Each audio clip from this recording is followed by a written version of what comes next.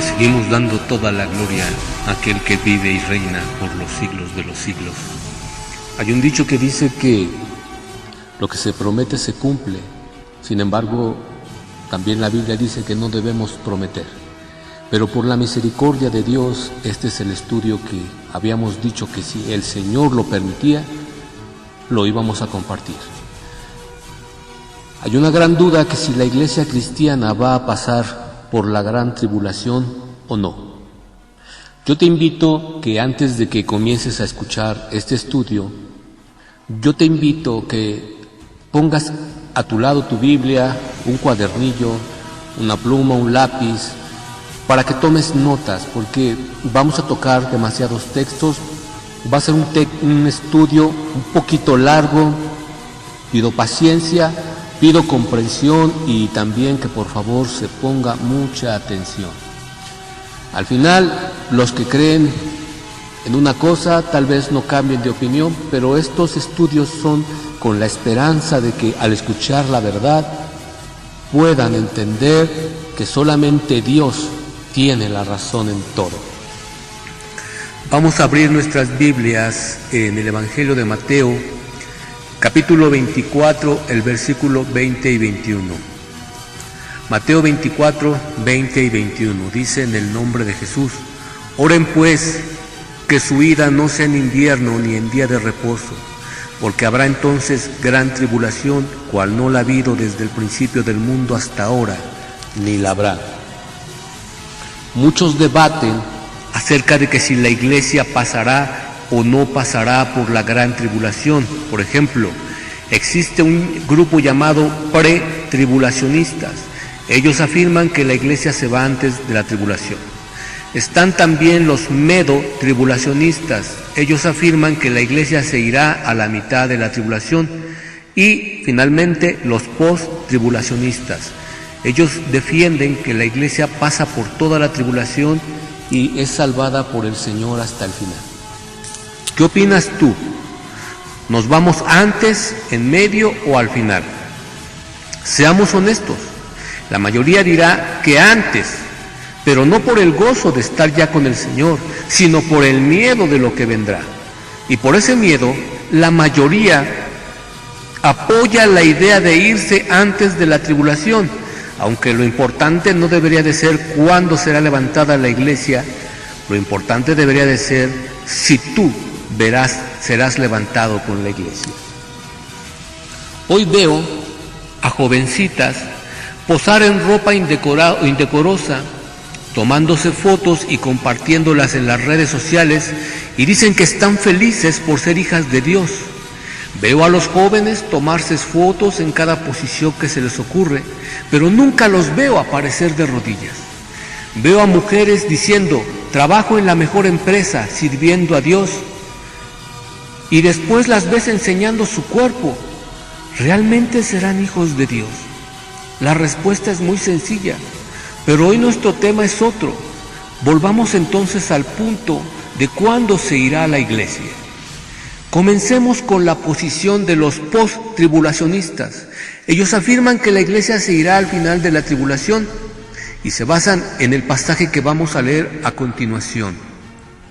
Mateo 24, del versículo 29 al 31. Mateo 24, del versículo 29 al 31. Dice en el nombre de Jesús: e inmediatamente después de la tribulación de aquellos días, el sol se oscurecerá y la luna no dará su resplandor, y las estrellas caerán del cielo y las potencias de los cielos serán conmovidas. Entonces aparecerá la señal del Hijo del Hombre en el cielo, y entonces lamentarán todas las tribus de la tierra y verán al Hijo del Hombre viniendo sobre las nubes del cielo con poder y gran gloria. Y enviará a sus ángeles con gran voz de trompeta, y juntará a sus escogidos de los cuatro vientos, desde un extremo del cielo hasta el otro. Creo que ante estos versículos que acabamos de leer, sería innecesario debatir, pues aquí dice claramente que los escogidos serán reunidos después de la gran tribulación. Así que basándonos en esta interpretación, podríamos afirmar que sí, La iglesia se irá hasta el final de toda la tribulación.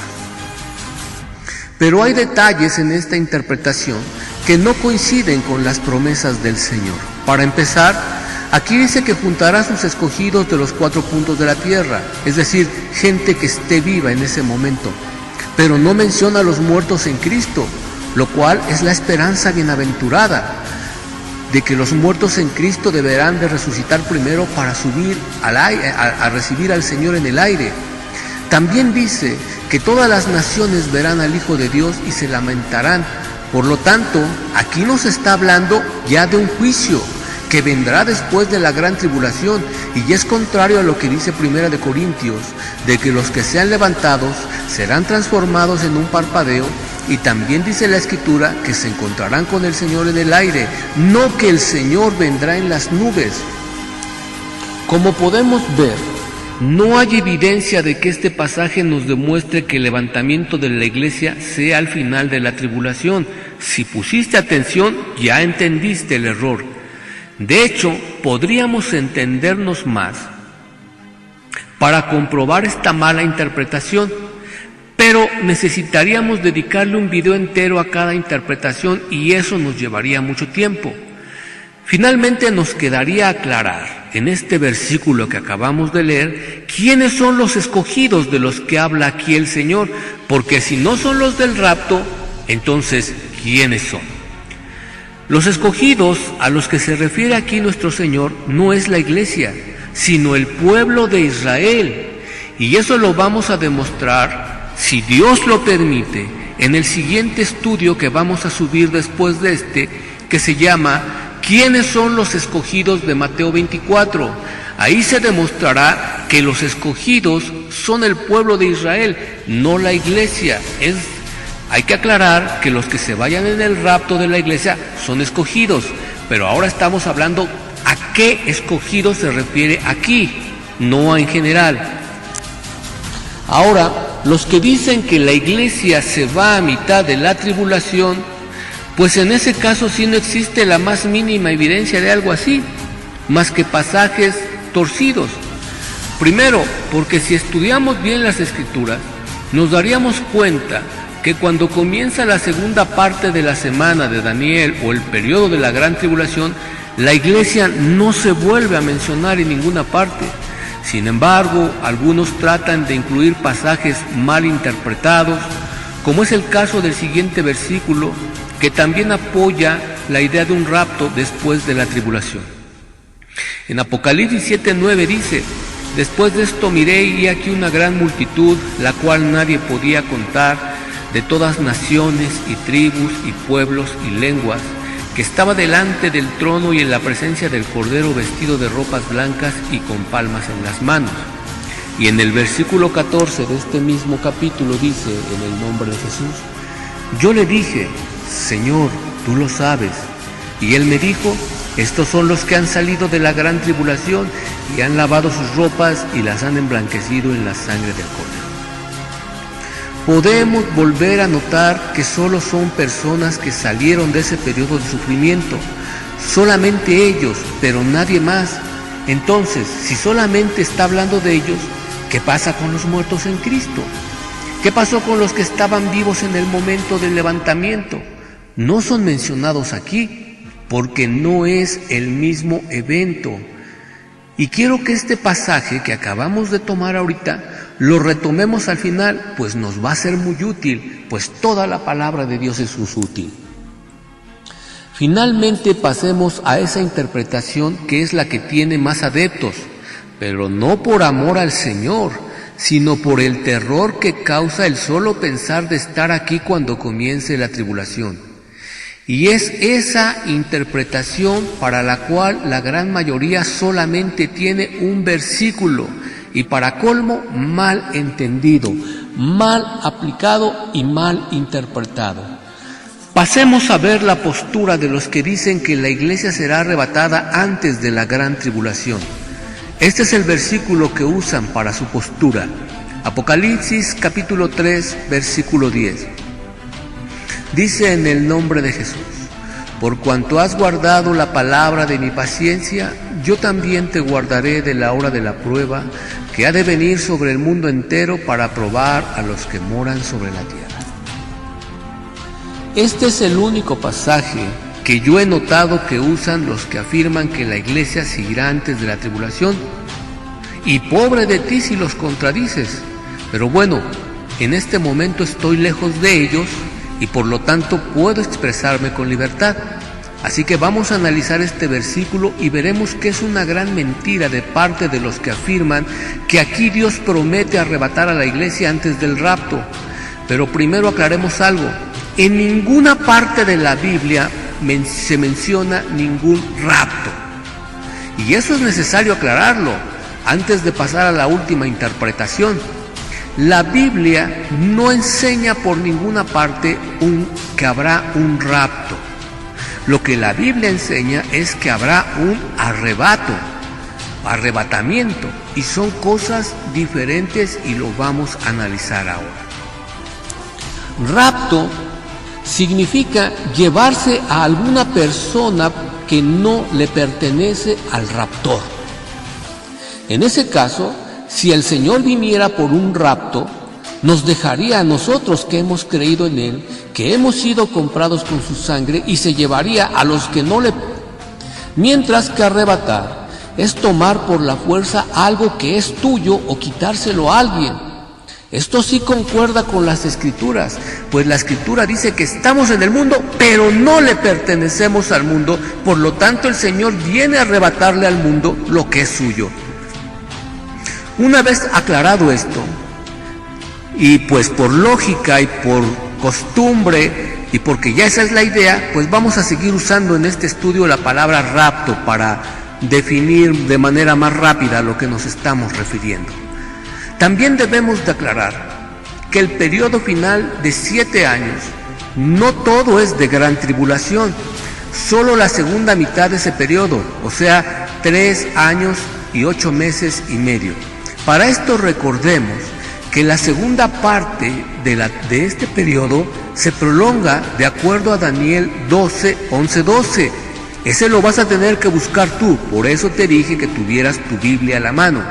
En Daniel capítulo 12, versículo 11 y 12, dice que este periodo se prolonga a 3 años, 8 meses y medio. Entonces podríamos decir que la primera parte es de tribulación y la segunda de gran tribulación, por darles una identificación a cada parte. Y esto lo podemos argumentar porque el simple hecho de estar sobre la tierra y saber que ya comenzó ese último periodo no es para estar alegre, sino todo lo contrario. Es un tiempo de sufrimiento para los que sepan que ya ha comenzado ese último periodo. Ahora sí pasemos a explicar esa mala interpretación de Apocalipsis 3:10, pero recordemos que toda la gloria es para Dios, no para este vaso de barro que te está hablando. Para comenzar, y como ya lo hemos dicho otras veces, la traducción de Apocalipsis 3:10 tiene un pequeño error. No es que yo sepa más que el traductor, sino que desgraciadamente aquí en las cosas de Dios también influye mucho esa basura de los derechos de autor. Es decir, si tú interpretas de una manera las Escrituras y haces tu traducción, yo ya no puedo usar las mismas palabras porque a ti te pertenece el derecho de esa traducción. ¿Y a Dios? ¿Quién le pidió permiso para quitarle los derechos de autor? Imagínate, yo traduzco la nueva versión bíblica, la Biblia SPB. Tú ya no puedes usar las palabras que yo usé ahí porque me pertenecen a mí los derechos de autor. Pero, ¿qué no el autor de la palabra es Dios? Entonces el que pone en una Biblia se prohíbe la copia, la reproducción de esto porque tiene derechos de autor, es un ladrón, porque le está tratando de robar la autoría al verdadero autor que es Dios. Por tanto, si tú en una Biblia ves eso, olvídalo, ni le hagas caso y copia todo lo que tú quieras, porque ese hombre no es el autor es Dios y Él no nos prohíbe usar su palabra. Que a su nombre sea la gloria por los siglos de los siglos. Entonces, la traducción correcta de Apocalipsis 3:10 debería de decir así, en el nombre de Jesús: por cuanto has guardado con paciencia mi palabra, yo también te guardaré de la hora de la prueba que ha de venir sobre el mundo entero para probar a los que moran sobre la tierra. Solamente cambia un poco, pero ese pequeño cambio hace que coincida a la perfección con el resto de las Escrituras, y lo vamos a comprobar. Vámonos a Hebreos capítulo 10, versículo 36. Espero que ya lo tengas. Hebreos capítulo 10, versículo 36. Dice en el nombre de Jesús: porque les es necesaria la paciencia, ¿ya lo ves?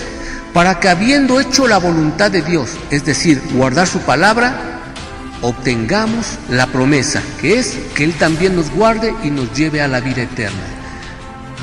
Pero volvemos, por los famosos derechos de autor, está ese error de interpretación. Continuamos. Los que dicen que Apocalipsis 3:10 habla del rapto pretribulación, se basan en la frase yo te guardaré, pero esto es una interpretación de lo más amañada e ignorante, pues si guardar significa raptar, entonces diría: por cuanto has raptado la palabra de mi paciencia, yo te raptaré de la hora de la prueba. Si notas la mala interpretación, vamos a ver otro ejemplo que pone como evidencia este error. Dice en el nombre de Jesús, en el libro de Salmos, versículo 91, versículo 11. Vámonos rápido para allá. Salmos 91, versículo 11. Dice en el nombre de Jesús: pues a sus ángeles mandará cerca de ti que te guarden en todos tus caminos. Bueno, si guardar puede traducirse como raptar, ¿a cuántos de ustedes los han raptado los ángeles cuando están en caminos de peligro? ¿Sí se nota la mala interpretación? ¿Y sabes por qué interpretan así? Solo por miedo y por conveniencia.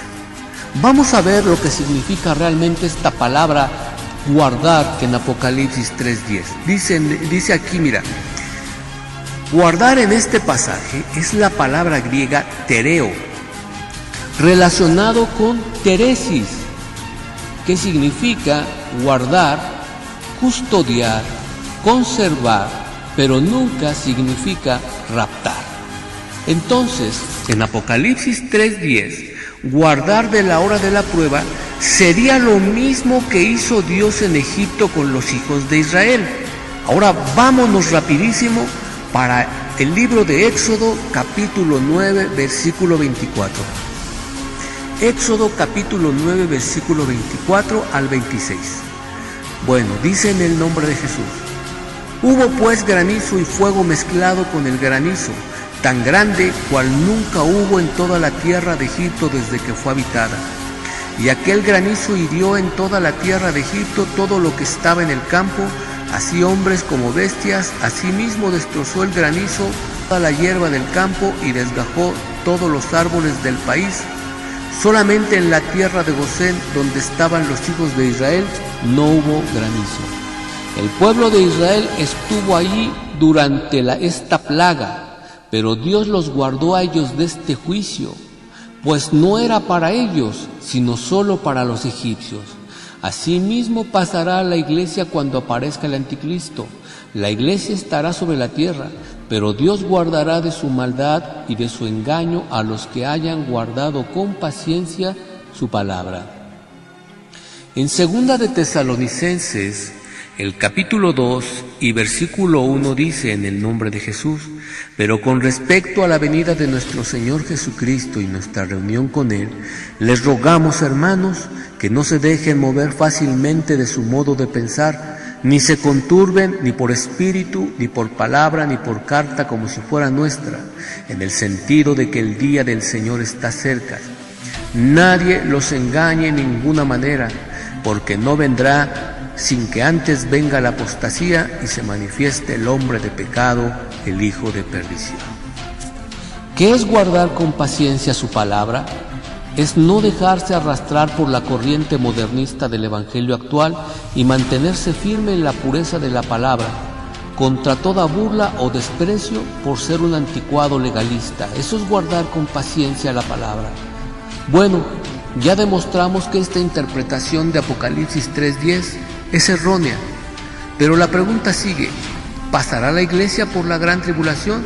La respuesta es no. Y ahora volveremos al pasaje que dejamos pendiente en Apocalipsis 7, que nos dice: estos son los que han salido de la gran tribulación. Estos que salieron de la gran tribulación son aquellos que van a creer en el Evangelio durante el periodo de persecución y angustia que vendrá a la tierra, pero al no ser parte de la iglesia y por no mencionarse la iglesia en este evento, podemos afirmar que solo es por una cosa, porque la iglesia se fue antes. Por eso es que ya no aparece aquí. Pero ahora debemos demostrarlo con las Escrituras, no nada más decirlo. Vamos a abrir nuestras Biblias, ahora nos vamos nuevamente a Apocalipsis y la vamos a abrir en el capítulo 3 y en el versículo 20.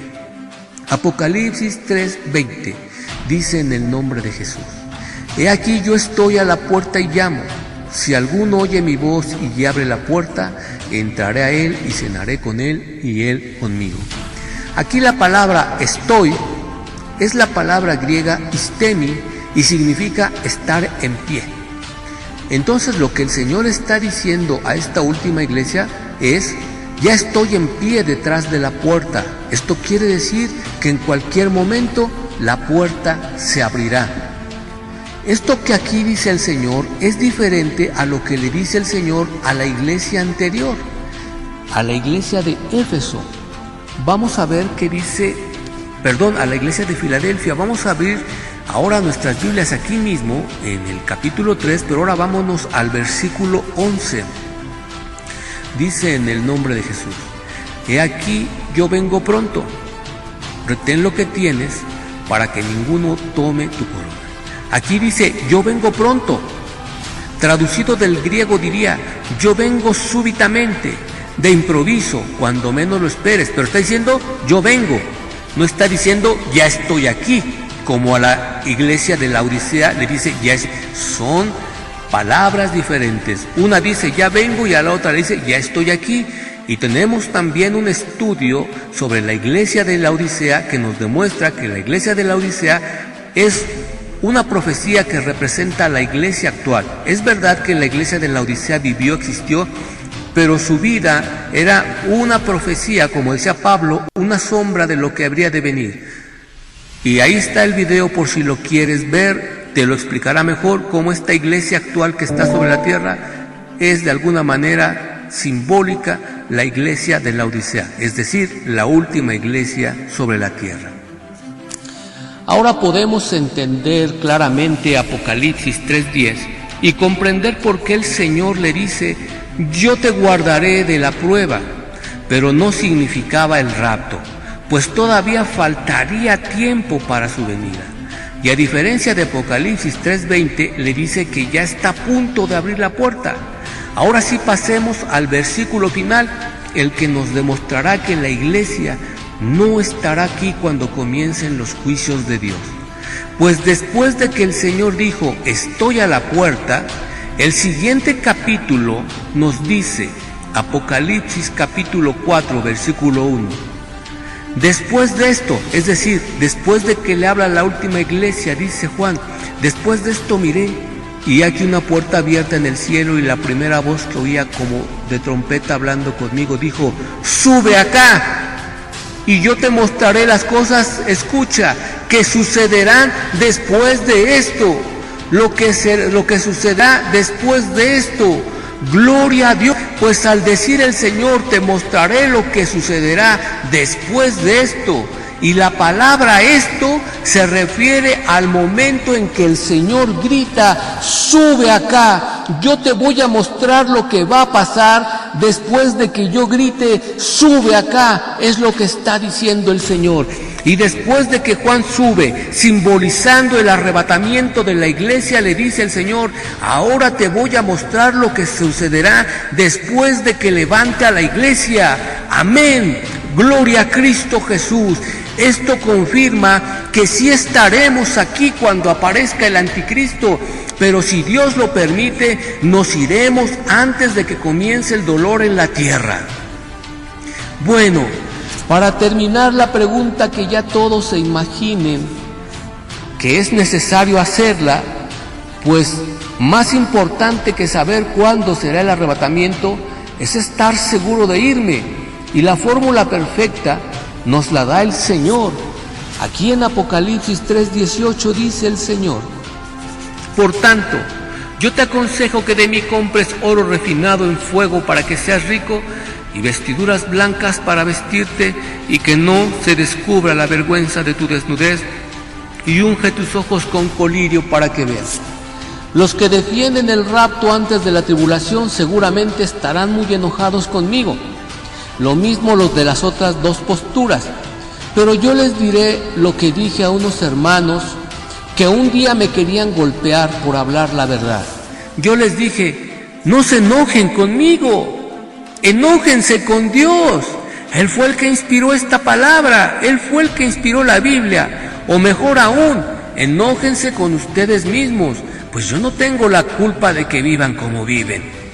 Hermano, lo repito, lo importante no es saber cuándo vendrá, aunque sí es un privilegio de parte de nuestro misericordioso Dios saber estas cosas, pues como está escrito en 1 Corintios, capítulo 2, versículo 9, dice: en el nombre de Jesús, antes bien, como está escrito, cosas que ojo no vio, ni oído oyó, ni han subido a corazón de hombre, son las que Dios ha preparado para los que le aman. ¿Y sabes por qué Dios? ¿A Él no le preocupa que sepamos el momento exacto del regreso de su Hijo? Pues Dios, conociéndonos como somos, si nos dijera cuándo vendrá, seríamos tan irresponsables de tratar de convertirnos hasta el último momento. Así que mejor busquemos el rostro del Señor ahora y vivamos en armonía con nuestro amado Creador, pues Él, Jehová de los ejércitos, es el todo de todo. Amén. Que Dios te bendiga y te guarde hoy y siempre. Podrás descargar este estudio en el enlace que se te dejará abajo para que hagas tus propios estudios. Por favor, comparte lo que aprendes con nosotros. Si algo te permite entender el Señor, compártenoslo. Deja comentarios que edifiquen. Y por favor, ora y escudriña las Escrituras, y ora también por mí, porque no creas que porque yo te comparto esto llevo una vida maravillosa. Hay muchos ataques por poder compartir esto, y desgraciadamente vienen de los que están adentro, no de los que están afuera. Que Dios te bendiga y te guarde hoy y siempre en el nombre de Jesús. Amén.